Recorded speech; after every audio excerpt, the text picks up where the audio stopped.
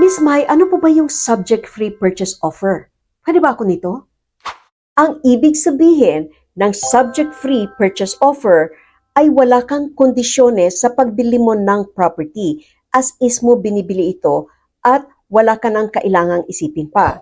Hindi mo kailangan ng mortgage, hindi mo kailangan ipa-inspect yung property, hindi mo kailangan i-review yung documents ng strata kung sakasakaling strata property ang binibili mo.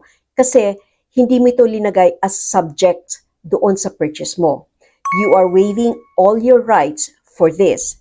So ngayon, kung balak mong kukuha ka pala ng mortgage, gusto mo palang ipa-inspect yung property, gusto mong ma-review yung documents ng strata, make sure na nandito itong mga conditions na to sa iyong purchase offer. Para kung sakasakaling hindi ka satisfied with any of this, you can back out from your purchase offer. Now, if you need more information, please contact me. Ito po si Mylene Lim, ang inyong Pinay Mortgage Broker.